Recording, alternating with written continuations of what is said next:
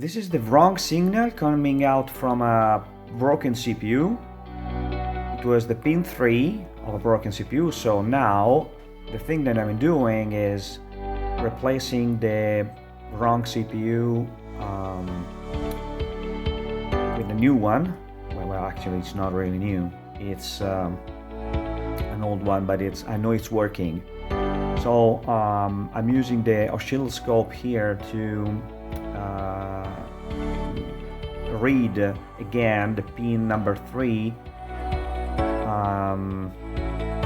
and see what looks like the correct waveform of pin 3. So if you ever have a Commodore 64 that doesn't work, you might want to check, of course, the clock coming out from the VIC.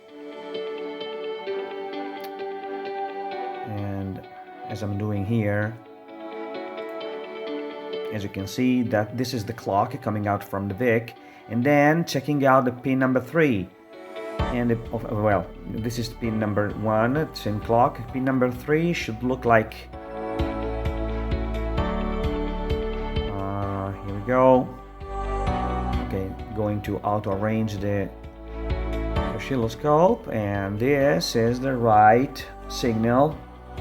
Here it is. Give me a second. Here we go. This is the right waveform coming out from pin number 3. As you can see, it's completely different from the broken one.